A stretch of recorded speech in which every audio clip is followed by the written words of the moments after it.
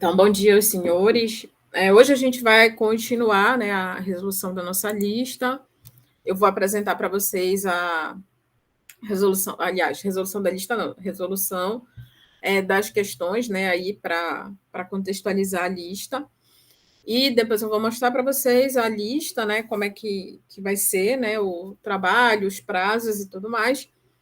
E assim, né, assim der tudo certo, a gente já começa a segunda unidade, que é a corrente alternada, tá?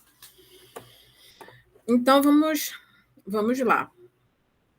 Deixa eu voltar aqui na apresentação. Nós fizemos 7 questões na última aula, né? Então, vamos continuar daqui da 8ª questão, da questão número 8, né? E na questão número 8, a gente tem uma questão que trata de circuitos magnéticos em paralelo, né? A gente viu na teoria, né, que dependendo de como esses núcleos aqui eles estão organizados, né? Os núcleos, as bobinas, né? Essa pode ser convertida em um circuito equivalente, né? Muito semelhante, bem análogo, na verdade, ao que a gente vê em circuitos elétricos, tá? Então, aqui nós temos o seguinte, né? A gente tem um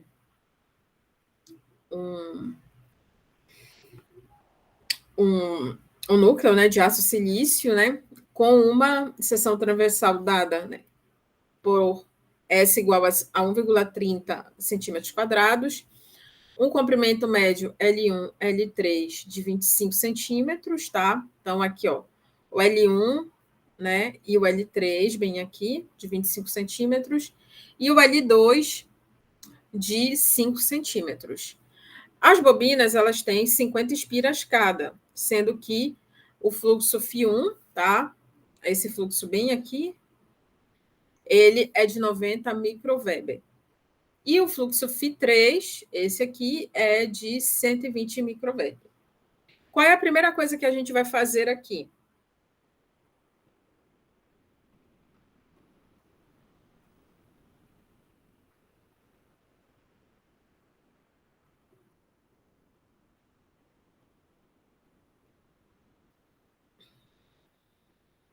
É justamente desenhar o circuito, né? Identificar para a gente ver como é que esses fluxos eles se distribuem aí no nosso circuito magnético, né? Então, a primeira coisa é fazer o circuito equivalente.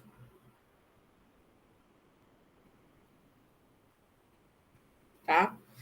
Então, ó, conforme aparece, gente, a gente desenha, tá? Então, o que nós temos aqui? A gente tem uma bobina, né, que é a nossa fonte, né? A nossa F1 aqui, tá?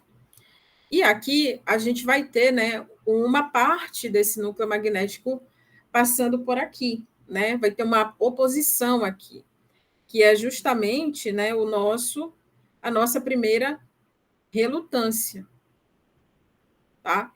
Que eu vou chamar aqui, não vou nem chamar de R1, né? Eu vou chamar de queda, né? A nossa primeira queda.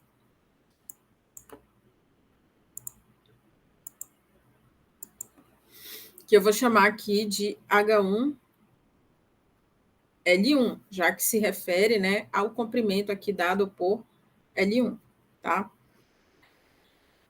Bom, chega aqui no meio, né, eu tenho um ponto, né, onde eu vou ter uma outra queda, né, causada por um fluxo Φ2. Então, isso significa dizer que aqui eu vou ter uma outra relutância, tá? Vão me desculpando aí o desenho, tá? Não é uma habilidade muito desenvolvida por mim. Então, a gente tem aqui uma outra queda, que é o H2L2. E aqui, devido ao fluxo 3, né, a gente vai ter uma outra queda e mais a bobina, né, que está gerando essa força magnetomotriz bem aqui, tá? Então, eu vou ter o meu F3 bem aqui e o meu H3L3, que é a queda causada por por esse circuito, por essa parte do meu núcleo aí. Agora a gente precisa entender, né, como é que esses fluxos eles estão se distribuindo olhando, né, para o desenho do núcleo. Então, o que está acontecendo? O φ1, né, o φ1 bem aqui, ele está saindo, né? Ó, percebam bem aqui, ó. Ele está saindo, enquanto o meu φ3 aqui, ó, ele está entrando no meu núcleo. Eu vou até mudar a cor da caneta para a gente ver melhor aqui, tá? Para vocês lembrarem melhor. Vou até escrever por cima também, tá? E aí, né, nós temos aqui o φ2, né? Nosso φ2 bem aqui, ó, descendo, tá? Só que lembrem-se, né? Quando eu tenho uma oposição, significa que todas as outras quedas, né, elas vão ser opostas ao que é imposto pelo meu fluxo, né? Então, esse fluxo aqui, como está saindo, o H1L1, ele está entrando. Aqui, né, o meu fluxo ele está descendo em direção aqui à minha bobina. E o meu HL2 está oposto ao meu φ2, a minha queda φ2. E também, né, aqui eu tenho a direção que é dada pelas minhas bobinas, né? Então, o F1 está cá para cima, opa, para baixo, desculpem.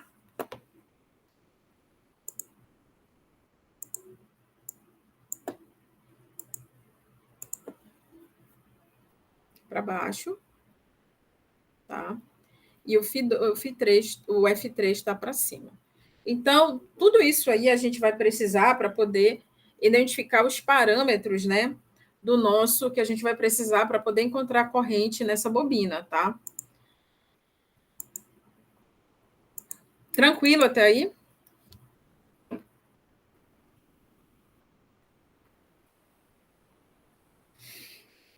Sim, professor. Tá, ok. Então, a primeira informação que a gente tira daqui, né, é o seguinte: é com relação ao nosso núcleo, né, aos nossos fluxos, né? O que eu posso concluir a respeito de φ1, φ2 e φ3? Né? Que o meu φ2 ele vai ser φ3 menos φ1, tá?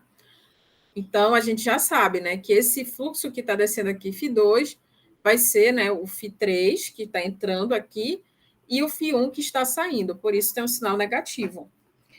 E aí, a gente vai ter o seguinte valor, que o meu φ2 é igual a 120, tá? Eu vou omitir, né, o micro, né, porque no final das contas vai ficar em micro, tá? Menos 90.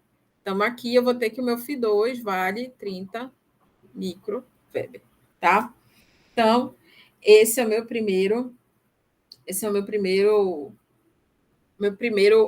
dado que eu obtenho é o valor de φ2, né? Que aí eu vou precisar para encontrar todos os meus campos relativos, né, para poder encontrar o valor dessas quedas, tá? Eu preciso do fluxo para encontrar o valor das quedas, tá? E agora, né, eu já tenho todos os meus fluxos. Eu tenho φ1 e tenho aqui o meu φ3 e acabei de encontrar o meu φ2, né? Então, isso prova aqui que no meu circuito, né, o meu fluxo aqui, ele não vai ser o mesmo, né? Semelhante a um circuito paralelo, né? Ele não vai ser o mesmo em todos os ramos aqui do meu circuito, tá? Então, agora eu vou calcular B1. Eu preciso do campo B1 para poder encontrar HL1, tá? Então, B1 vai ser igual a φ1 dividido por S, tá? Essa área, ela é uniforme, tá? Ela é igual para todo o núcleo, tá? Então, não precisa, apesar de ter os comprimentos, não precisa calcular novas áreas. Então, fica 90, 10 a menos 6, 1,3 vezes 10 a menos 4, tá? Então, isso aqui vai me dar um campo de 0,69 Tesla. Então, a partir desse valor de B1, tá? eu vou ver qual é o valor do meu campo magnético para esse valor de densidade de fluxo. Para ver esse valor, o que, que eu vou precisar?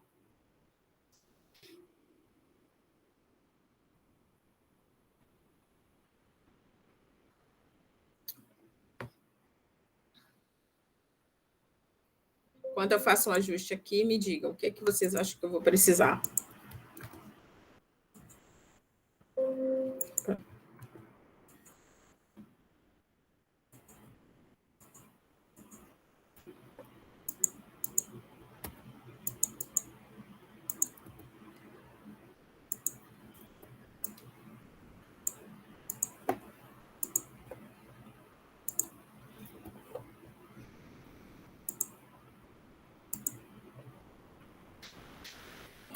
Bom, gente, eu vou precisar dessa figura aqui, tá?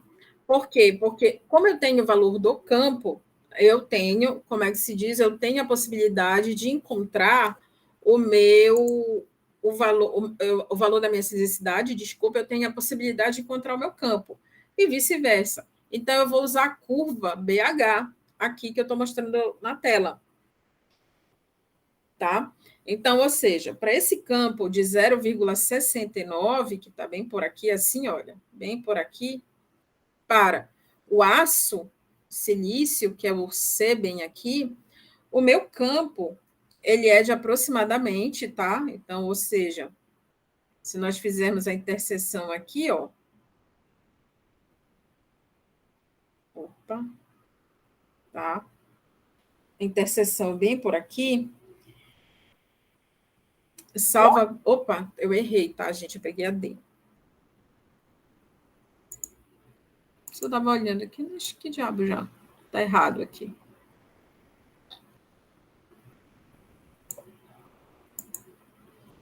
Tá? Então, aqui, né, por volta daqui, então no C, ó, bem aqui na curva C, ó, aqui onde eu tô, não está muito bem, tá? Eu vou ter um campo aqui de aproximadamente, meu campo vai estar bem por aqui, tá? Não está bem preciso, tá? Então, eu teria que olhar a figura com detalhe, fazer tudo muito bonitinho, olhando essa escala. A gente vai ter. Ele não me deixa voltar. A gente vai ter um campo aproximadamente de 87,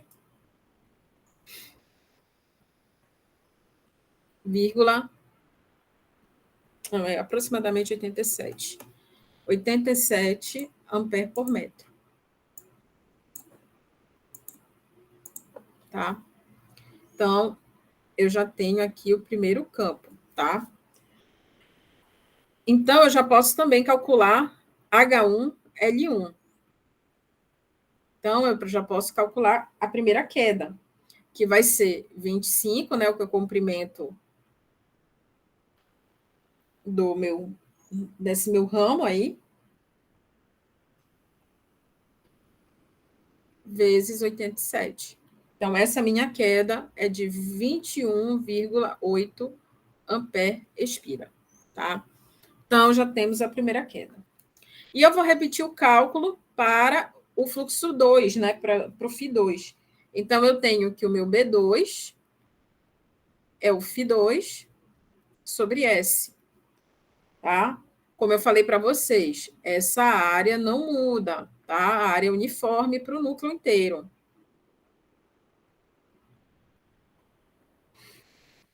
Tá? Então, eu vou ter aqui que o meu fluxo, a minha densidade de fluxo é de 0,23 Tesla. E isso vai me dar o H2, da mesma maneira, consultando a curva BH, vocês vão observar que esse H2 é de aproximadamente 49 ampere por metro.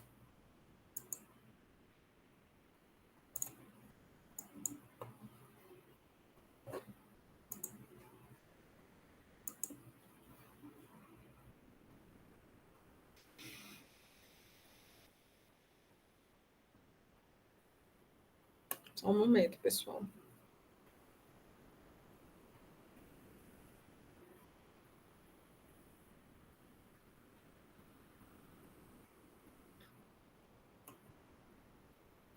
tá? E aí a gente já pode calcular a segunda queda. Então, o H2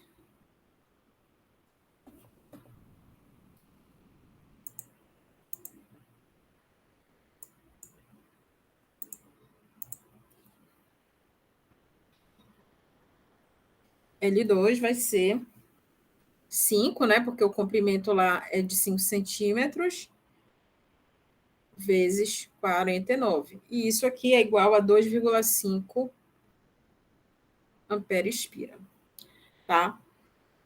Agora vamos continuar esse trabalho repetitivo para o B3.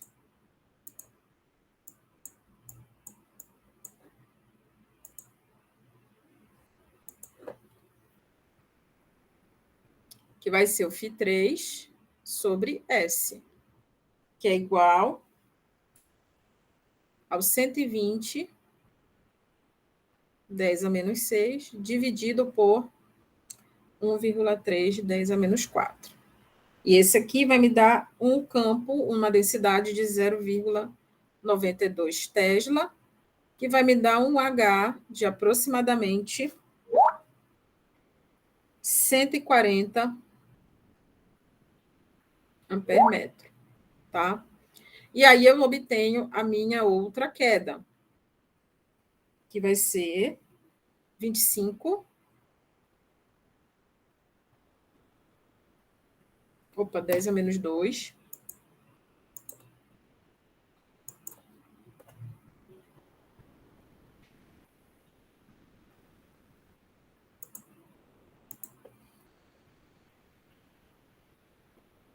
Vezes 140.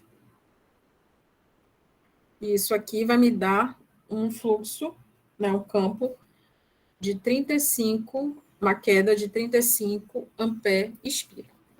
Então, eu já tenho, né, as quedas calculadas, tá? Então, esse é um ponto. Já temos todas as quedas calculadas, tá?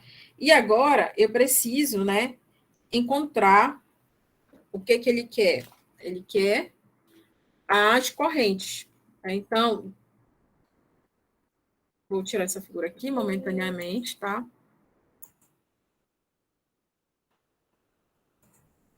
Vou dar o ajuste para aproveitar aqui a área. Tá? Então, aqui do circuito, eu tenho o seguinte. Eu sei que o meu H1, vamos escrever melhor ainda antes de chegar nesse H1 aqui.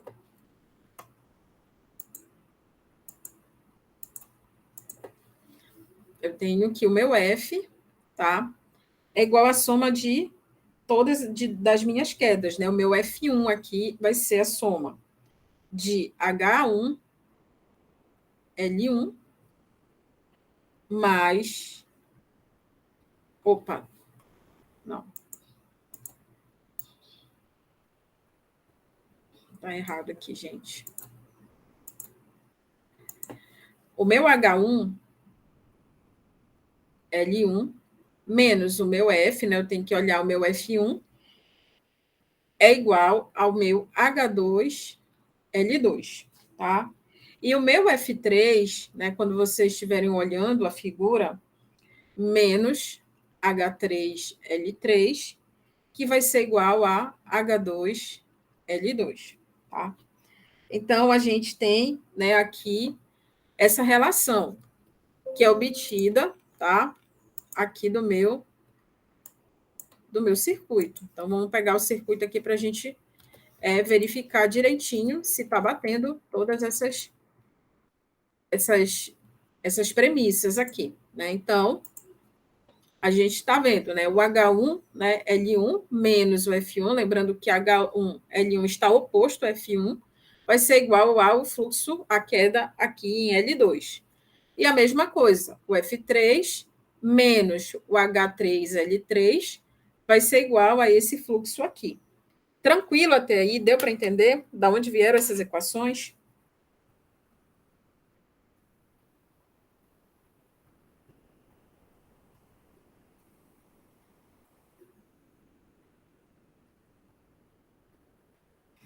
Então, a gente começa a substituir os valores que nós encontramos lá para saber os valores de F1, né? Porque é lá que vai estar, né, a corrente, né, que vai estar lá em cada bobina. Então, eu ainda não tenho o valor de F1. Então, isso aqui é igual a 2,5, que são aquelas quedas lá que nós calculamos. E aqui, né, essa aqui relativa ao F3, vai ser F3 menos 35 igual a 2,5. Então, daqui eu tiro que o meu F1, né, só fazer as operações, vai ser igual a 19,3 ampere expira.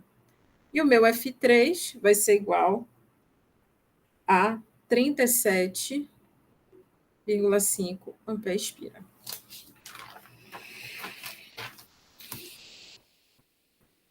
Tá. E lembrando, né, que F, né, toda força magnetomotriz, é o número de espiras vezes a corrente. Então, a corrente, por consequência, vai ser o F dividido pelo número de espiras. Lá no meu enunciado, eu sei que o N, em todos os dois lados, é igual a 50. Então, eu vou calcular que o meu I1 vai ser igual ao F1 dividido pelo meu N, ou N1, né? Tanto faz, que são todos dois iguais. Então, isso aqui é 19,3 por 50, vai dar 0,39 amperes. E o meu I3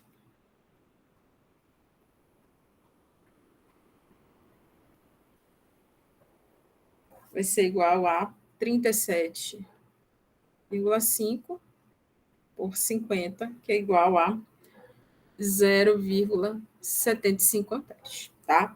Então, esse aí é o resultado, né? São os valores de corrente que ele pediu para que fossem encontrados, tá? Então, percebam assim, que é muito semelhante à resolução de um exercício de circuitos, né? Vocês vão pegar o modelo aqui, esse modelo, né? Essa representação aqui, mais, como eu posso dizer, figurativa, vão escrever na forma de um circuito mesmo e vão analisar como se você estivesse analisando lá um circuito lá da disciplina de circuitos elétricos, tá? Então, é muito semelhante, né? E comprova que todas as leis que nós utilizamos lá em circuitos elétricos, a gente também vai utilizar aqui, né, em circuitos magnéticos. Entendido, pessoal? Tranquilo até aí? Opa.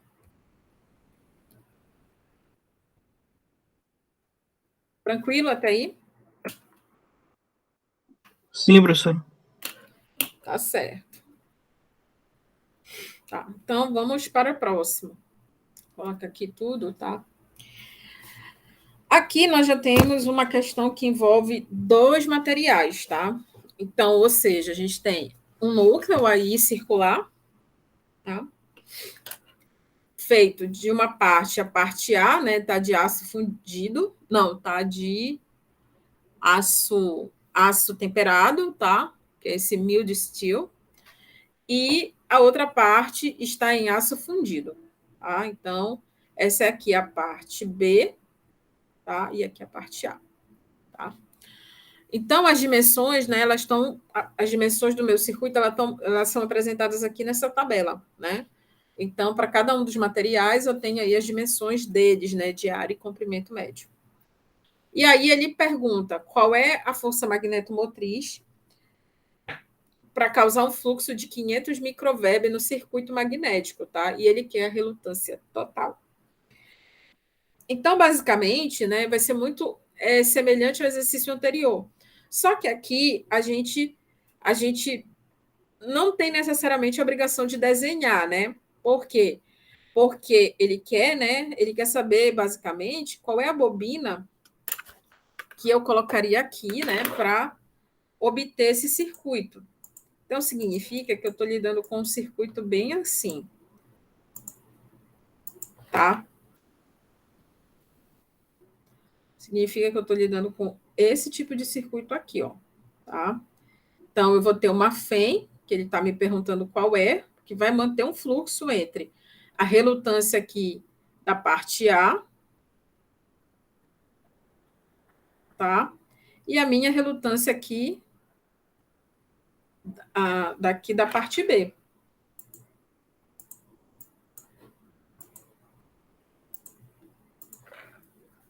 Tá? Então, basicamente, eu estou lidando com um circuito desse tipo, que aqui vai ter, né, um fluxo φ aqui dentro, tá? Esse fluxo φ, gente, o fluxo φ A, né, ou seja, o fluxo pela parte do aço temperado é igual ao fluxo da parte do aço fundido, tá? E isso é igual a 500 microweber. Então, isso aqui tudo aqui é 500 microweber, tá? Então, ou seja, o fluxo, né, é igual, é semelhante lá a um circuito em série, né, onde a minha corrente ela é igual para toda a parte do circuito. Então, é isso aqui que a gente está lidando agora, é com um circuito em série. Só que, diferente dos outros exercícios, o nosso circuito aqui tem dois materiais, então a gente vai ter algumas relações, né? A gente vai ter que consultar aquele gráfico, aquela curva BH, em dois pontos diferentes, tá?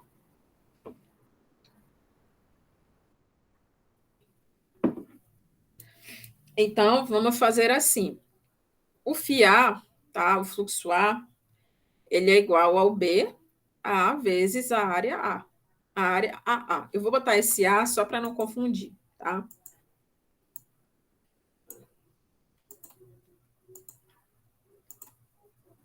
Meu Deus. Ok? Então, a gente vai ter que o B, A vai ser φA sobre SA. Então, isso aqui vai ser igual a minha área também aqui a minha área aqui vai ser 312,5, 10 a menos 6, tá? Que é da minha parte A, tá? Então, isso aqui vai ser igual a 1,6 Tesla. Tá? E o fluxo B, que é igual ao campo B, a densidade vezes a área B, onde na minha densidade vai ser 500, 10 a menos 6, 500, 10 a menos 6. E isso aqui é igual a 1 Tesla. Então, tá, né? A gente já tem aqui, né, um Tesla. Lembrando que SRA, tá? A gente pode também interpretar como uma queda, né? Dada por HALA, tá? E aqui também, HBLB, tá? Então, a gente precisa calcular essas quedas aqui, tá? E aí, novamente, a gente vai ter que consultar, né, o gráfico, né? O gráfico aqui desses respectivos materiais, tá? Então, a gente já tem o valor dos campos aqui, né? Então, aqui eu tenho um Tesla, vamos preencher essa tabela, e aqui eu tenho 1,6 Tesla, tá? E aí, se eu for olhar aqui os meus gráficos, né? Se eu for olhar, eu vou ter o seguinte, que para o meu aço temperado, né, um campo de 1 Tesla, bem aqui, ó, um fluxo de 1 Tesla aqui no meu aço temperado, vai me dar aproximadamente um campo de 1.440 ampere por metro, tá? É só seguir aqui, ó. Marcou um aqui, Está bem por aqui o nosso valor de campo, tá, gente? Bem por aqui, tá? E no caso do aço fundido, tá? Bem aqui, o cast steel, tá? 1,6, tá? Bem aqui, ó.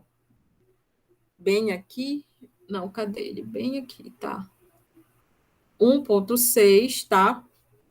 Vai me dar um fluxo, um campo de 4.800 amperes por metro, tá? Então, novamente, a gente consulta, né? A maneira mais fácil de obter, né? Esses campos. Então, agora eu posso calcular as quedas. O HALA vai ser igual a 4.800 vezes 310 menos 3.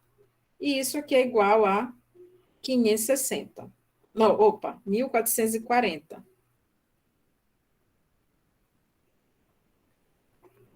Ampere expira. Então, aqui, ó, eu tenho 1.000, opa.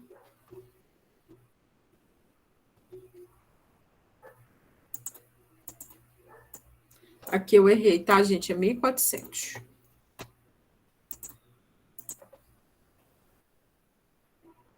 Tá? E aqui em cima, tá? É 1.440, tá? E a parte do aço temperado vai ser 1.400.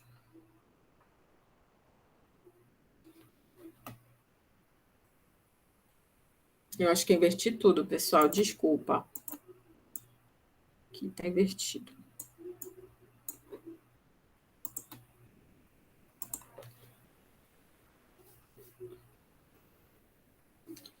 Aqui tá. Aqui deu 1,6, tá? E aqui vai dar 1.440. E aqui 4.800. Ai, Deus.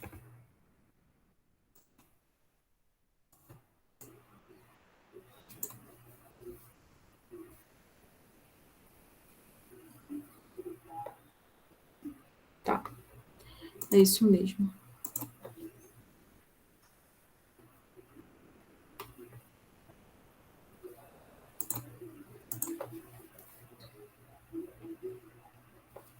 E aqui eu já vou ter 1.400 e fazendo as contas bem aqui, vai dar 560 ampere expira. Tá? Então, eu já tenho. Agora eu preciso calcular a força magnetomotriz total, que é o que ele pede, tá? Que vai ser o HA, mais o HB. Então, isso aqui vai ser igual a 2.000 ampere expira. Então, eu já tenho a força magnetomotriz total. E a partir dela, eu posso obter a minha relutância total, que é um outro dado que ele pede. Basta que eu divida a força total, né, a força magnetomotriz, pelo fluxo φ, que é igual para todo mundo de 500 vezes 10 a menos 6. Então,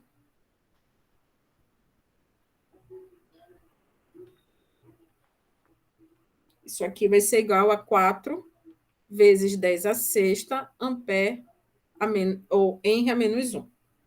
Tá? Então, é um exercício semelhante ao que a gente já viu em outros aí, que a gente já fez com, por exemplo, o entreferro, né, que é aquele corte pequeno no núcleo magnético.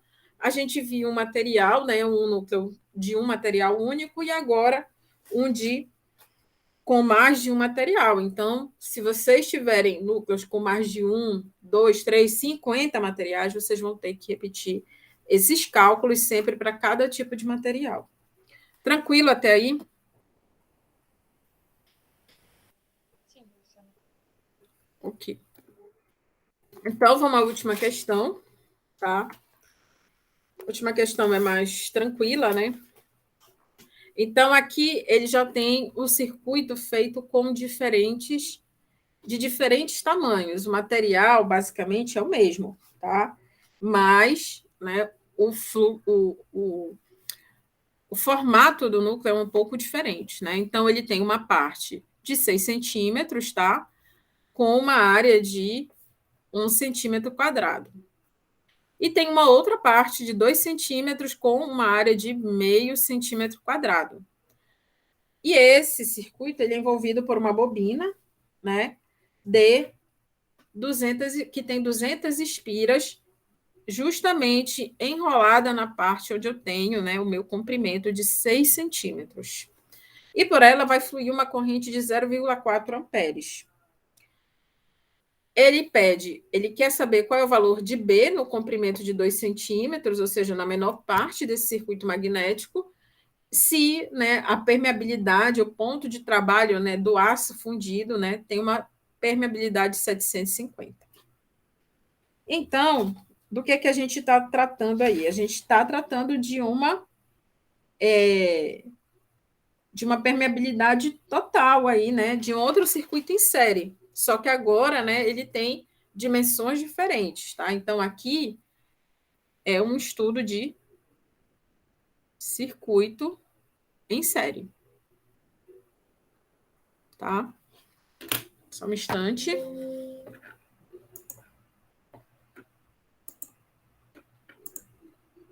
Me deem 2 minutinhos.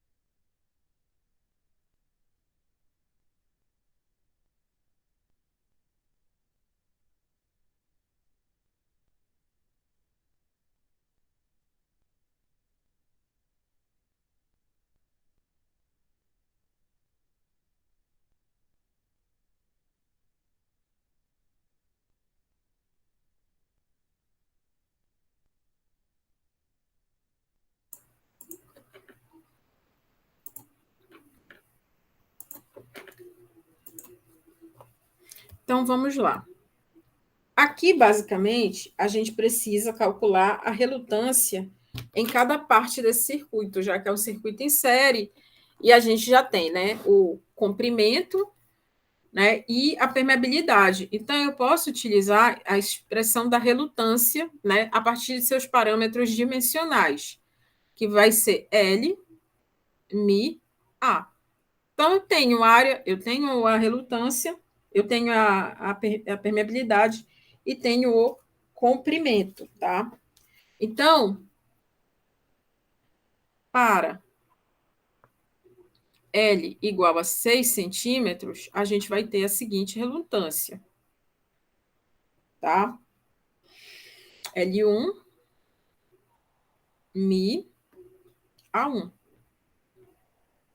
Então, eu tenho 6, 10 a menos 2, que é o comprimento, né? Ele já deu aqui. O meu Mi é Mi zero, né? Então, lembrando que esse Mi aqui, ele se desdobra, né? Em Mi, R, Mi zero, tá? Então, o que foi dado aqui foi o meu Mi R. Então, eu tenho que ter o 4π, 10 a menos 7, vezes o Mi relativo, vezes a minha área. Então, essa relutância aqui, ela é 6.000, não, ela é 6,366, 10 a quinta, H menos 1. E para a parte igual a 2 centímetros, a gente vai ter uma resistência 2, uma relutância 2. L, 2, Mi, A2. Então, isso aqui é 2, 10 a menos 2. Não esquecer que eu tenho Mi zero, né? 4π 10 a menos 7, 750, que é o Mi relativo. E a minha área agora é meio 10 a menos 4. Então, isso aqui vai me dar uma relutância de 4,244, 10 a quinta R a menos 1. Então, eu vou calcular minha resistência, minha relutância total, que é a soma de R1 mais R2. Então, a minha relutância total vai ser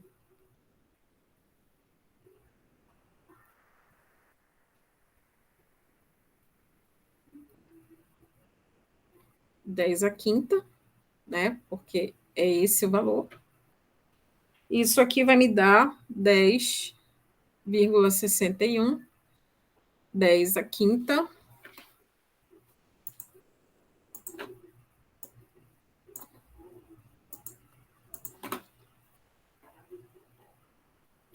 H menos 1, tá? Então, tá aqui a minha relutância total. E como eu sei que a minha relutância, a minha força magnetomotriz é N vezes I, e que ela também pode ser dada por φ vezes R, eu vou ter o quê? Que o meu φ, né, que é o fluxo que ele quer, na parte... É o meu fluxo, né? E o fluxo, ele é mantido o mesmo, né? Então, eu vou calcular, né, a minha... Gente, o que foi que eu fiz aqui? Tá, eu vou calcular o meu fluxo, tá? Então, meu fluxo vai ser igual ao NI vezes o meu relutância total. Porque eu tenho o número de espiras, que são 200. Deixa eu vir para cá, para cima.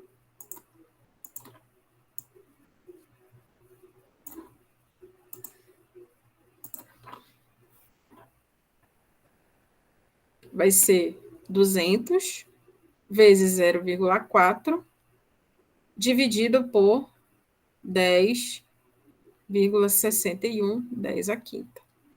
Então, esse φ aqui vai ser igual a 10 a 7,54, 10 a menos 5 Weber. Tá? Então, como o fluxo em geral não, o fluxo ele é o mesmo em todo o circuito magnético, né? A gente, apesar de usar materiais, nesse caso ele está usando um único material, e com isso a gente consegue manter o fluxo uniforme, né?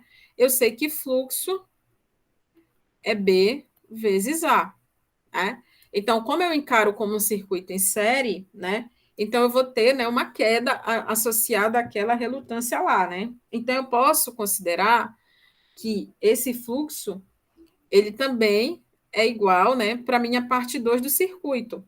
Então, o B, A2. Então, eu vou ter que o meu B vai ser igual a φ dividido por A2. Então, fazendo as continhas,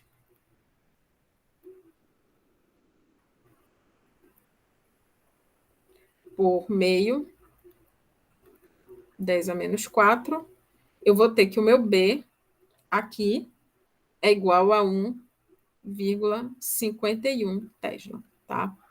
Então, aqui são outros exemplos de circuitos magnéticos, né? Sendo que você pode aí, né, ter diversas configurações, quer seja misturando os materiais, quer seja modificando a geometria dos núcleos, ou inserindo, né, por exemplo, ou fazendo cortes nesse núcleo para criar um entreferro, tá? Tranquilo até aí? Sim, professora. Até aqui, sim. Tá. E com isso a gente encerrou, né, o nosso capítulo, a nossa primeira unidade da disciplina, tá? Então, ela foi encerrada com esses 10 exemplos aí que vão servir de base para a prova de vocês, tá? Então, eu vou mandar esses slides aqui para vocês, tá? Após a aula, junto com a gravação do dia de hoje, tá? E aí, a gente já vai para a nossa atividade, tá? Então, eu vou mostrar para vocês, tá? A nossa atividade. A atividade, ela já está liberada. Aliás, ela vai ser liberada às 10 horas da manhã de hoje, tá? Vamos abrir aqui.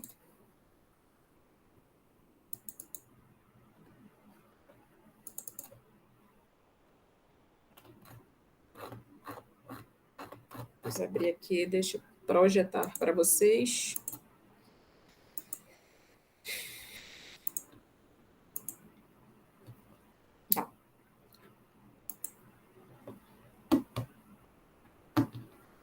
Tá, então nós temos aí a nossa primeira atividade. São 5 questões, tá, pessoal? Cada uma delas valendo 2 pontinhos, tá? E vocês vão responder no formulário Google, que vai ser liberado às 10 da manhã, tá? Eu coloquei lá também na atividade o PDF também. Por quê? Porque acontece um probleminha quando a gente vai colocar esses formulários lá no Google, né? Eles desconfiguram um pouco, principalmente se a gente está lidando com esses símbolos aí, com números elevados a expoente negativo. Então, ele dá essa desconfigurada. Aí eu encaminho também o PDF junto para vocês terem uma ideia, né, do que está faltando lá no formulário, tá? Essa data de entrega está errada, tá? Eu esqueci de mudar. A data de entrega é dia 8. Vou escrever até aqui na projeção, tá? A data de entrega é no dia 8. Tá? É dia 8/11, tá? Então, vocês têm aí, né, a contar a partir de hoje, né, uma semana, né, para poder fazer a atividade, tá?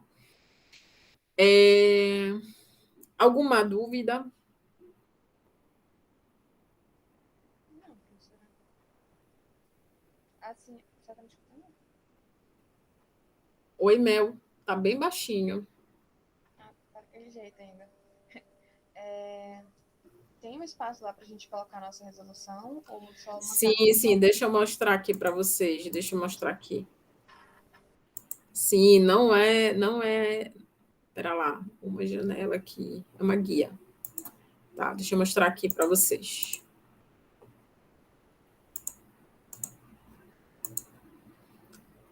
Então, tá aqui, tá? Vocês vão adicionar um arquivo, tá? Quando vocês fizerem as questões, vocês vão adicionar um arquivo. Para cada questão é um arquivo, tá? Porque na hora que eu vou corrigir, eu pego, por exemplo, toda a questão 1, aí eu vejo as resoluções de todo mundo, tá? Resolução 2, eu faço a mesma coisa, tá? Então, não mandem um arquivo com tudo. Separem todas as respostas de vocês.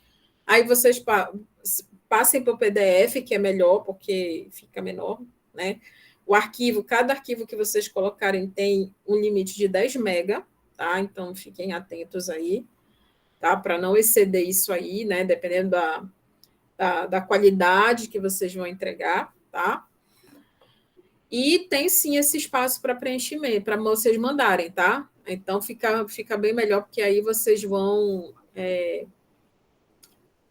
como é que se diz, mostrar, né, a dedução, né, o entendimento da questão para mim. Tranquilo?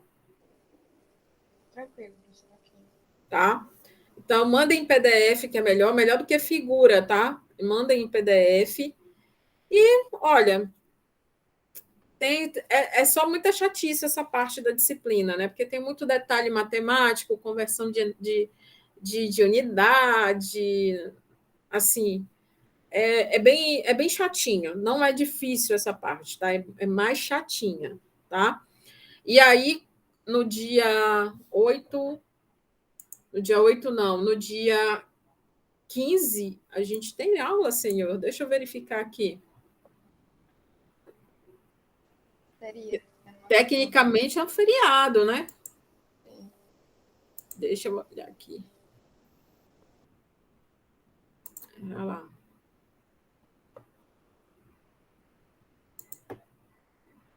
Deixa eu ver aqui se ele.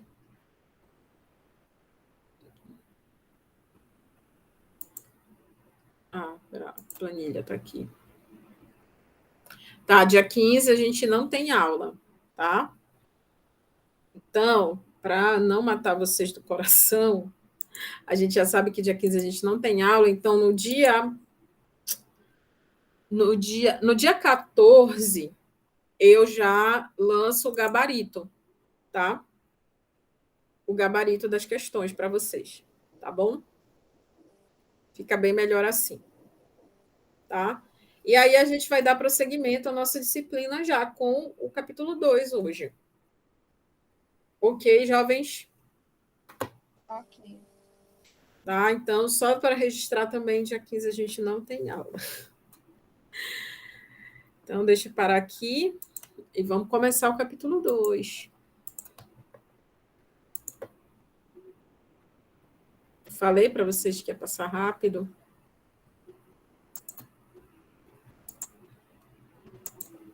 Então, ok. Vamos lá.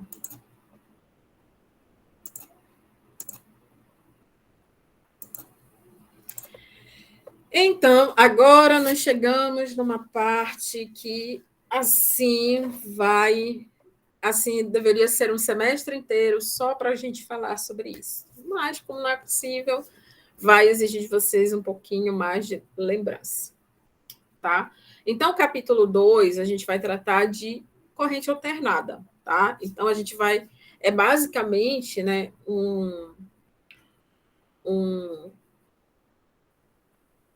curso, né, de circuitos elétricos em corrente alternada, tá? Então, a gente vai tratar de todas as particularidades. A gente vai tratar desde a geração aqui até a parte de correção de fator de potência, tá? Que é no nosso capítulo 3, que é a gente precisa, antes de corrigir o fator de potência, a gente trabalhar com os circuitos trifásicos, que é o que realmente está na ementa de vocês.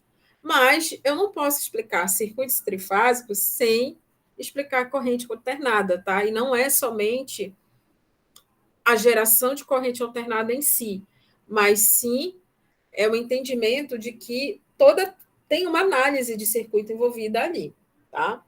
Então, bem-vindos aos Circuitos Elétricos, temporada 2, tá? Então, por que a gente estuda isso, gente? Né? Por que a gente estuda essa corrente alternada aí, tá? Do ponto de vista prático, tá? A disciplina de eletrotécnica, ela lida com os sistemas de distribuição, tá? A gente está trabalhando aqui com o sistema de distribuição, tá? Acho que em 2.000 disciplinas sobre energia, né, vocês devem ter visto que o nosso sistema elétrico ele se divide na geração, né? Então, vocês estudaram lá as formas de geração, para a gente aqui é indiferente essa geração, quer seja fotovoltaica, eólica, biomassa e tudo mais, ou hídrica, né, que é o que a gente costuma a estudar mais, né? A gente viu aqui a geração. Existe um outro ponto que a gente chama de transmissão, tá? Que é aquele que vocês veem aí na prática as nossas linhas de transmissão, né? As linhas de transmissão, mas a gente também tem outras subdivisões dentro da própria transmissão, né? Aquilo que vocês veem, aquelas torres metálicas que vocês veem aí nas estradas, a gente chama de transmissão, tá? E ali aquelas torres, elas estão em 230 kV. Mas aí eu também tenho a transmissão feita pelo grupo, pela concessionária, que em geral está em 69 kV, tá? Que são aqueles postes um pouco mais altos, tá? E mais que fazem a ligação entre o 230 e o 69, tá? Então é aquela subestação da concessionária. E a concessionária, por sua vez, ela tem uma outro tipo de transmissão, que é em 13,8 kV, que é o nosso caso aqui, né? A gente pode ter outras faixas de transmissão, como 34,5, tem uma chamada de 4,6, mas isso é muito específico para alguns 4,16, para alguns outros equipamentos, tá? Mas a gente pode ter, né, outras formas de subtransmissão, né, de transmissão. Só que, vulgarmente, isso aqui a gente chama de média tensão, tá? A parte de MT, média tensão, tá? E quando a gente chega aqui na média tensão, a gente já está falando de sistemas de distribuição. Então, o nosso sistema, né, eu tenho toda a geração lá feita em 13,8 kV, tá? Então, se eu estou falando de turbina de máquina geradora, lá na minha hidrelétrica, tudo é gerado em 13,8 kV. Só que, como eu vou transmitir isso em longas distâncias, eu não posso transmitir isso em 13,8 kV. Por quê? Lembrem lá da teoria eletromagnética.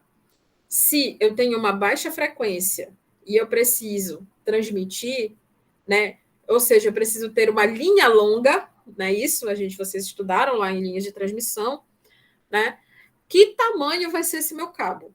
Qual vai ser a bitola, vamos dizer assim, a seção, né? Bitola é o termo vulgar, tá, gente? O correto é a seção. Qual vai ser a seção desse meu cabo? Né? Seria gigantesca, né?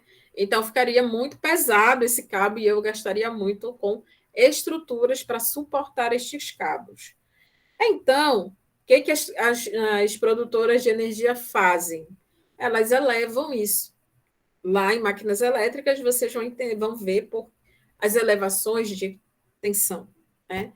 Então, a gente eleva isso em 230 kV, 500, até 1000 kV, para que a gente possa fazer essa transmissão, né, utilizando, né, uma tecnologia mais apropriada. Quando chega no ponto de conexão entre a concessionária e a geradora, tá? A gente rebaixa, que é o nome correto lá, tá? Para os transformadores. Então, nós rebaixamos essa tensão para 69. E aí, essa subestação, ela rebaixa novamente para 13,8. E esse 13,8 é o que acontece, é transmitido para os nossos, né, transformadores que estão lá nos postes da rua, tá? Então, o primário do transformador, que é essa parte bem aqui, né? Esse nosso primário, tá? Ele lá, aqui na rua, né? Ele é 13,8 kV, tá? E esse transformador faz o seguinte, ele rebaixa novamente, né? Isso aqui para os níveis, no nosso caso, 110, 220 volts, tá? Sendo que o 110 é fase e neutro, que é uma coisa que a gente vai falar, tá aqui, tá? E o 220, no nosso caso, é fase e fase. Lembrando que essas configurações, né, entre fase e neutro, porque, por exemplo, tem lugares no país que o 220 é fase neutro, tá? Isso daí é causado pela máquina geradora, tá? É ela que impõe essa condição, tá certo? Então, aí, essa condição, ela precisa, vamos dizer assim, persistir em todo o meu sistema, tá?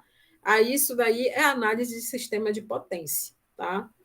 Que a gente estuda dentro da engenharia elétrica, tá? E aí, quando é rebaixado, né, nós vamos atender os nossos consumidores, tá? No caso aqui, são consumidores residenciais, né? Tá? Nessa parte bem aqui, tá? São os consumidores residenciais, tá? E aí eu posso ter o bifásico a 3 fios, que é o fase neutro, e o sistema monofásico a 2 fios, que é o fase neutro. Não se preocupem agora com essas terminologias. A gente vai mostrar por que elas fazem sentido, da onde é que elas vêm lá na frente, tá? E aqui, olha, na subtransmissão, nós temos os grandes consumidores, tá? Que vão ser atendidos em sistemas trifásicos, tá? Eles são atendidos, eles são medidos, eles são totalmente contabilizados em sistemas trifásicos. E aí nós temos sistemas 3 fios, 3 fases, e nós temos sistemas a 4 fios, que é quando eu tenho as 3 fases mais o neutro. Tá bom? Então, é por isso que a gente estuda a corrente alternada, é porque o nosso sistema, né, de distribuição de energia, ele é todo feito em corrente alternada. Lógico, existem sistemas em corrente contínua? Existem, senhores, existem sim. Eu não sei se parou, eu posso dar uma pesquisada aí, mas o Brasil tinha a intenção de construir uma linha de corrente contínua, né? Não sei se esse projeto vai seguir adiante, tá?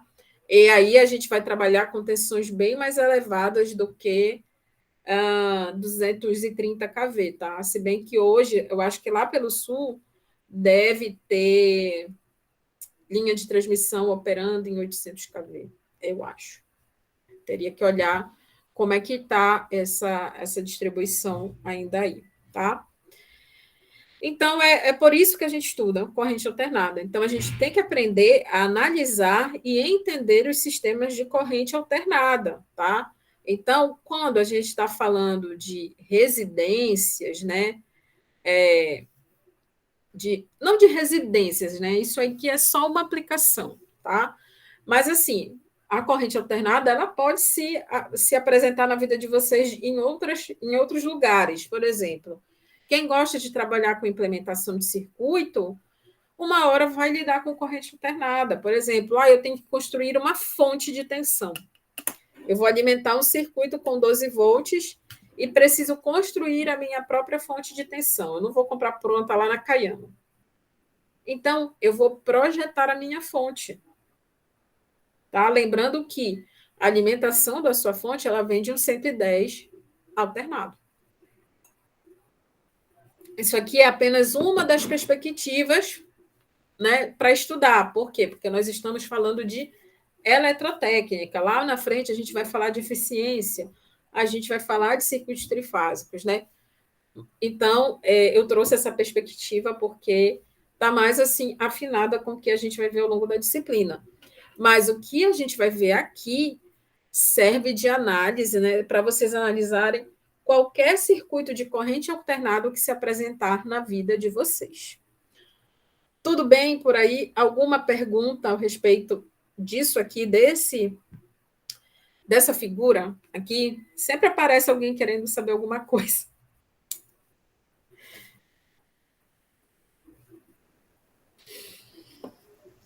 Por aqui não, professora.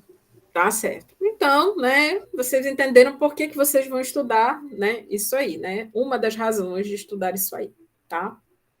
E aí vamos aos objetivos, né? A gente precisa entender o conceito de fasor, tá? Então, a palavra-chave no estudo de corrente alternada é o fasor. O fasor é uma ferramenta muito importante.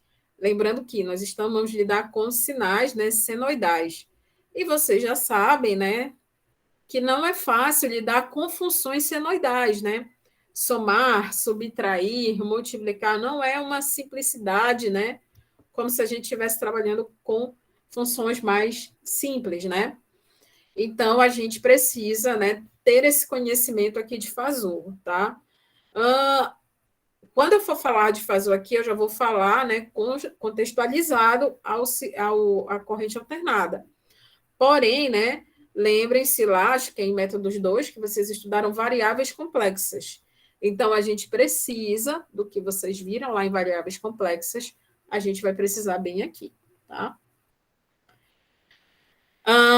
Então, a gente vai transformar um circuito de uma fonte senoidal no domínio da frequência, tá? Usando o conceito de fasor.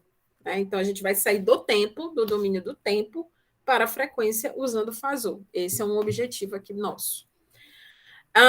Saber como executar as análises de circuitos no domínio da frequência. Então, o que vocês viram lá em circuitos, quando a gente faz essa transformação para o domínio da frequência, as regras que vocês viram lá em circuitos contínuos valem, tá? Então, vocês vão ter que relembrar dessas regras lá, tá? Aí, saber analisar os circuitos que contêm transformadores lineares. Lembra que eu falei para vocês que a gente não ia tratar nem exercitar indutância mútua aqui lá em circuitos magnéticos? Por quê? Porque até então a gente não tinha feito ainda a transformação para o domínio da frequência de um circuito, tá? Então, agora a gente vai fazer, e aí a gente vai voltar a falar de indutância mútua. Só que os nossos circuitos vão ter os transformadores lineares, tá? Que é os transformadores que vocês lidam lá também em máquinas elétricas, tá? E lá em máquinas vocês também usam fasores para analisar a regulação, diagrama fasorial do transformador, da máquina, enfim. E aí, né, a gente vai ter que lembrar de lei de Kirchhoff, de associações de elementos de série paralelo, divisão de corrente, equivalente de Norton e Thevenin, e as tensões de nó e correntes de Magno. Tá? Então, quem não se deu bem lá em circuitos elétricos, já começa a revisar de hoje, tá? Porque, como é que se diz, a gente vai precisar desses conceitos todinhos. E aí não tem como, né, a gente ficar aqui fazendo revisão, porque senão a gente vai passar, como eu disse para vocês, um semestre inteiro só estudando circuitos de corrente alternada. E aí a gente não segue com o nosso conteúdo, tá bom? E entender as relações, né, do transformador ideal, tá? E analisar os circuitos contendo transformadores ideais, tá? Usando os métodos fasoriais. Então, esse aqui são os nossos objetivos aqui. Então, nesse ponto aqui, a gente vai começar a ver só corrente alternada e análise de circuito em corrente alternada. O capítulo 3, a gente vai tratar de circuitos trifásicos e de potência, tá? Por quê? Porque a potência aqui em corrente alternada, ela é um tópico que ela merece muito carinho, tá? Por quê? Porque ela é analisada totalmente diferente do que a gente vê lá em corrente contínua, tá? Então, a ideia é separar, né, esses conteúdos aqui para que não fique muito confuso, tá? E também não fique muito longo e a gente nunca termine, tá? Então, esse daqui foi uma sugestão aqui de separar os tópicos. Tranquilo?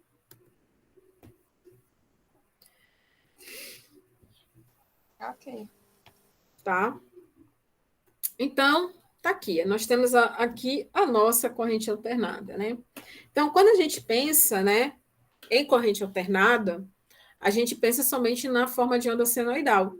Mas outras formas de onda, elas podem ser, né, alternadas, tá? Então, eu não posso dizer tensão CA somente, né, sem atrelar um formato, né, uma forma à minha onda, tá? Então, é uma coisa assim que a gente até diz, forma de onda, quando a gente é um termo que a gente usa para, né, para ilustrar aquilo que é periódico ou que de alguma forma é alternado, tá?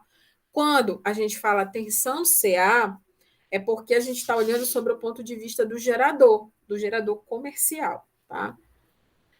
Então, o que significa o termo de fato alternado, tá? Indica que o valor da tensão ou de corrente ele vai se alternar entre dois níveis, tá? Então, aqui vamos colocar nível alto, tá?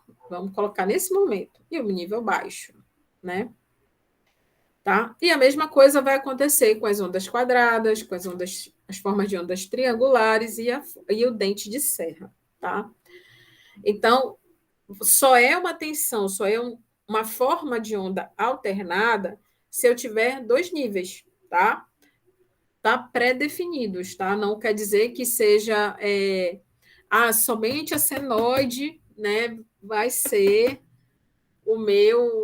a minha forma de onda, apenas uma onda quadrada vai ser não. Eu preciso ter, né, 2 níveis pré-definidos para dizer que aquela função ela é senoidal, tá?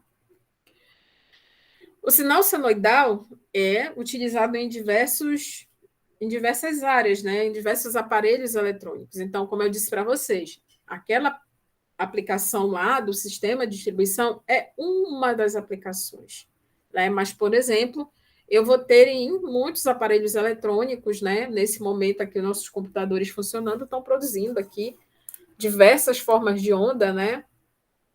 Senoidais, alternadas, melhor dizendo, que vão, né, alimentar diversos circuitos ou que vão mandar diversos sinais aos nossos computadores, tá? Então, vocês vão se deparar com eles em muitas áreas da vida profissional, né? E quando a gente aplica isso a um elemento básico de circuito, ou seja, um resistor, um indutor ou um capacitor, a gente tem uma resposta exclusiva, tá? Basicamente, é como dizer assim: se eu tiver uma onda senoidal aplicada a um resistor, a minha saída tem que ser senoidal, tá? Então, tudo que entra ali, né, de forma alternada, tem que aparecer alternado na minha saída, tá? Quando a gente está falando de indutores e capacitores, a gente tem uma leve modificada. Por quê? Porque esses nossos componentes, eles são não lineares, tá? Então, aí a resposta muda um pouquinho, mas vocês vão encontrar lá, né, na saída, a tensão alternada também, tá? E aí aí entra aquela parte do estudo, né, de circuitos mesmo, né, de a gente calcular a resposta do circuito em regime permanente e em regime transitório, tá? Que aí é um termo mais afinado, né, lá com o controle, mas aqui também a gente usa o regime permanente, ou seja, depois que eu aplico a tensão há um bom tempo, né, aquela tensão se estabiliza, e aí também o meu circuito ele tem uma resposta estabilizada, né? E o regime transitório, ou seja, é aquele que dura alguns poucos milissegundos ou microsegundos, né? Que são aqueles momentos em que vocês analisam lá em controle, onde vocês vão ter o overshoot, onde vocês vão ter uma série de outros parâmetros, tá? Então, a gente também usa aqui esses termos, regime permanente e regime transitório. É entendido? Sim, Então, professora. forma de onda alternada, né? Isso aqui são tudo formas de onda, tá? Então, se vocês ouvirem aqui essa expressão, pode se referir a qualquer uma dessas 4 aí, tá? Mas aí ele diz, né? Ele diz forma de onda senoidal, forma de onda triangular, né? E quando ele se refere dessa forma, ele está se referindo a uma forma de onda alternada. Tá? Olha aqui, análise, e como eu falei para vocês, o que a gente vai trabalhar aqui, né, é a análise do regime permanente senoidal, ou seja, eu apliquei a tensão, ela já está ali há um bom tempo, e aí eu vou avaliar como é que esse comportamento dela depois que essa forma de onda foi aplicada, tá? O transitório é um inferno, tá? Transitório, nem pensar. Então, o que acontece? Como é que se gera, né, uma corrente alternada, né? Então, é o seguinte, né? O gerador ele utiliza a lei de Faraday, ou lei de indução eletromagnética. Então, a FEM gerada por um gerador, ela é N menos dφ dt, tá? O que isso quer dizer? Que a FEM ela é proporcional ao número de espiras, né? Ou seja, proporcional é a variação do número de linhas de campo, né? Dφ dt, através, né, de uma superfície A, né? Então, se vocês forem desmembrar nessas equações, né, vocês podem substituir o φ aqui por B, né, vezes a área, né? Então, é isso que acontece aí. O sinal negativo, né, aí na frente, ele diz respeito ao quê? Ao efeito indutivo, né, que sempre se opõe à causa, né, que o produz, tá? Então, eu tenho uma bobina, né? A bobina vai causar esse efeito indutivo, e aí, né, vai aparecer uma força, né, com um sinal oposto, né? Porque a ideia é sempre tentar equilibrar, né, essas forças, né? Fisicamente, né, a bobina está sob influência de um campo magnético estacionário. Está aqui, representado pelos nossos ímãs, bem aqui, né, pelos polos norte e polo sul, tá? Logo, o B ele é constante e o meu φ vai ser, né? E aqui o meu φ ele vai ser B vezes a área efetiva, tá? A área efetiva da minha espira, tá? E assim, né, o meu φ, né, ele é proporcional à área efetiva dessa bobina aqui interna, tá? Conforme a minha espira ela vai girando, né, ela gira, né, em ângulos diferentes, a minha área aqui ela vai alterando, tá, gente? Então, o que a minha linha de campo enxerga, né, é muito diferente quando a minha espira ela está a 90 graus, né, aqui no meu campo magnético, ou quando ela está, por exemplo, a 180 graus, tá? Então, isso daí é o que faz com que, né, o fluxo, né, a forma de onda vá se alterando, tá? Então, o que acontece? Onde a variação, na verdade, do dφ/dt, ela é maior nos pontos zero da forma de onda. Ou seja, olha aqui, no meu 0 grau, né, as linhas de campo, o fluxo ele é bem maior, né, do que em outras partes, tá? E ela sempre vai ser menor para cá, tá? Conforme a minha espira vai girando, tá? A saída é a tensão em corrente alternada. Então, isso aqui, né, é a minha. Deixa eu ver se tem mais alguma coisa. É a minha tensão em corrente alternada. Então, essa parte aqui dos zeros, tá? É mais fácil de ver aqui, ó. Tá? Onde esse pontilhado aqui é a tensão do meu gerador, tá? Essa aqui é a tensão do meu gerador. Essa daqui é a FEM gerada, essa aqui sólida, né? É a FEM gerada, tá? Então, vou botar até aqui para vocês não confundirem. Essa daqui é a do gerador, que é essa aqui que vocês estão vendo, tá? E a minha FEM é essa aqui, ó, tá? A sólida, a linha sólida. Opa, deixa eu voltar. Tranquilo até aí? Sim, professor. Tá? É a tensão em corrente alternada. Então, ou seja, né, conforme a minha espira ela vai girando no meu gerador, né, a tensão que vista pelo meu gerador, ela tem esse comportamento aqui tracejado, tá? Então, ela sempre vai ser, né, positiva, ela sempre vai ser maior nos zeros da minha senoide, tá? E aí a minha FEM ela é oposta a tudo isso que o meu gerador está fazendo. Então, a FEM, tá? Que é essa linha tracejada, vai ter esse formato aqui, tá? Então, gente, é assim que acontece a geração, ou seja, é uma proporcionalidade entre o meu fluxo, né, minhas linhas de campo, quando uma bobina ela gira num campo estacionário, tá? Então, cada vez que ela gira, eu vou ter uma área associada a esse giro, tá? E aí, isso vai me dizer se o ponto de geração, ou seja, se a tensão gerada ali, ela vai ser maior ou menor. Tranquilo até aí?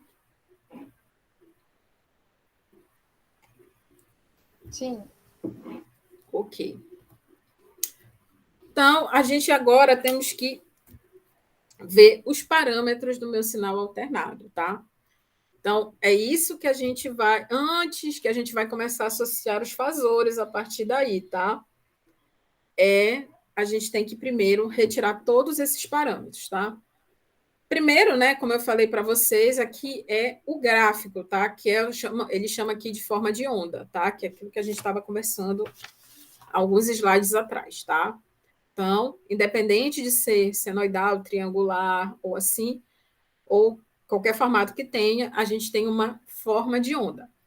Aqui é só forma de onda. A gente vai ver algumas aplicações com formas de ondas triangulares, mas é só mesmo para a gente entender esses parâmetros aí que não vão ser iguais para todas as formas de onda, tá? A gente tem o valor instantâneo. O que é o valor instantâneo, tá? São esses valores aqui em cada instante de tempo da minha forma de onda, tá? E eu sempre vou representar o valor instantâneo por letras minúsculas, tá? Então, olha aqui. O meu é 1 e tá aqui o meu é 2 no outro ciclo da minha senoide, tá? A gente tem o valor de pico, tá? Que é o valor máximo instantâneo, que ele está indicando bem aqui, ó. Então, a gente vai ter 2 pontos de máximo, né? Se a gente considerar o primeiro ciclo, né? E aí, essa representação, sempre que a gente vai representar um valor de pico de uma corrente alternada, a gente utiliza uma letra maiúscula, tá? É M, é máximo, ou é P, tá? Que é para mostrar que é o E de pico, tá? Então, sempre assim. Então, tem diferença escrever VA, tá? E VA, tá, gente? Tem diferença. Isso aqui, se eu estou falando de corrente alternada, eu estou falando de valores de pico, ou até mesmo do fasor VA, tá? Mas aí o fasor a gente tem uma outra maneira de representar.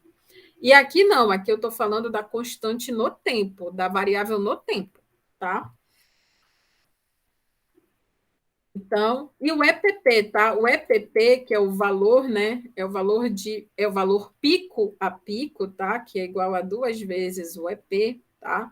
Também é um outro parâmetro aí que a gente pode utilizar em alguns exercícios, tá? Mas isso é mais comum em exercícios de eletrônica.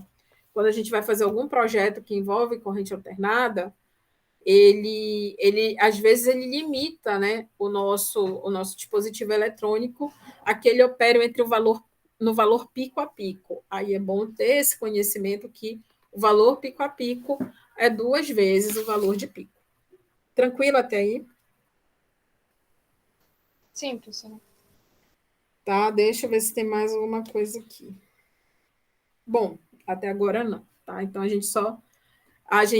tá, vamos lembrar aqui, né? Aqui a gente tem o período, né? Tá? É um outro parâmetro aqui, né, que a gente vai falar específico de período, tá? Então a gente tem um período, né?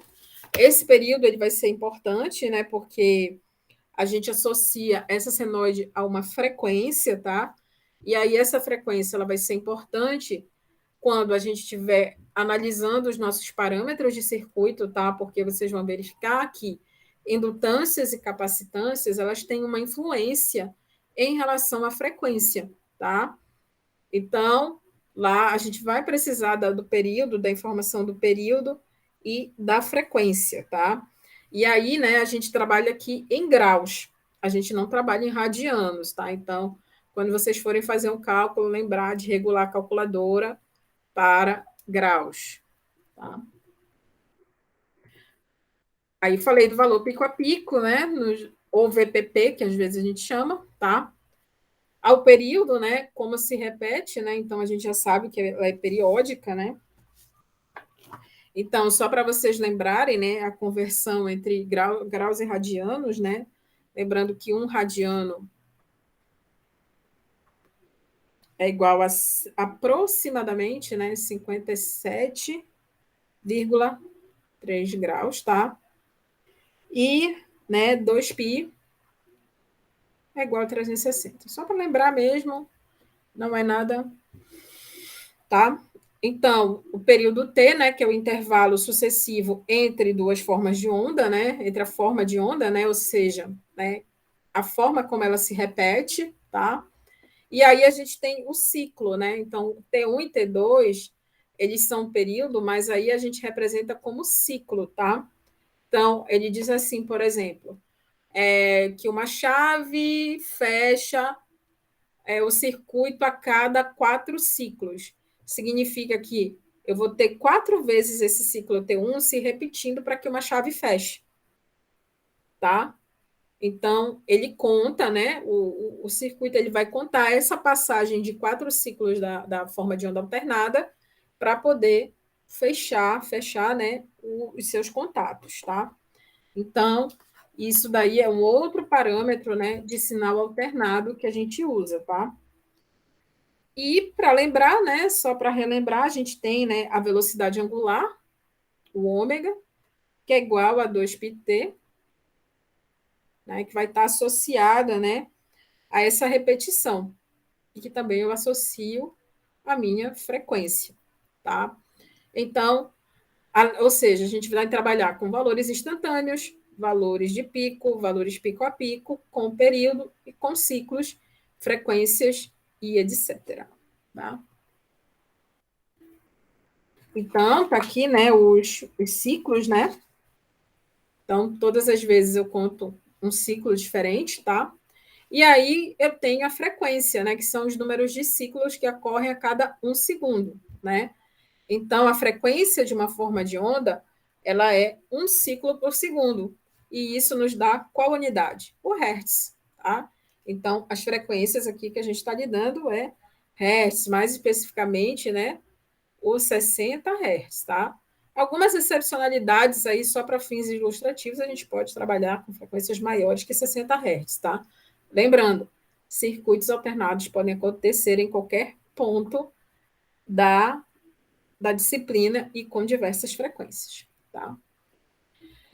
E aí, né, conforme eu vou mexendo, né, diminuindo esse meu ciclo, né, que significa, né, que eu vou alterando a minha frequência, né? Então, ou seja, aqui, ó, eu tenho 1 Hz, né? Aqui eu vou ter quantos Hertz?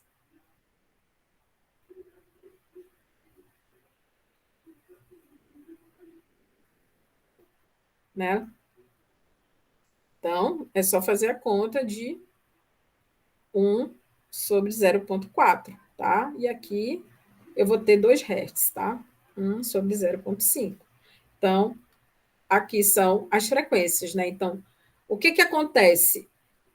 Se eu for comparar 1 Hz, né? O meu ciclo aí, quando eu tenho 1 Hz e quando eu tenho o meu período 0,4 segundos, significa que a minha frequência, ela aumenta aqui. Então, se eu for colocar essa forma de onda aqui B dentro da forma de onda A, eu vou ter muitos ciclos, né? Um maior número de ciclos, porque a minha frequência ela é muito maior do que a frequência daqui da minha forma de onda A, tá? Então, significa dizer que quanto menor o meu período, a maior a minha frequência, tá certo? Então, esse aqui é o parâmetro.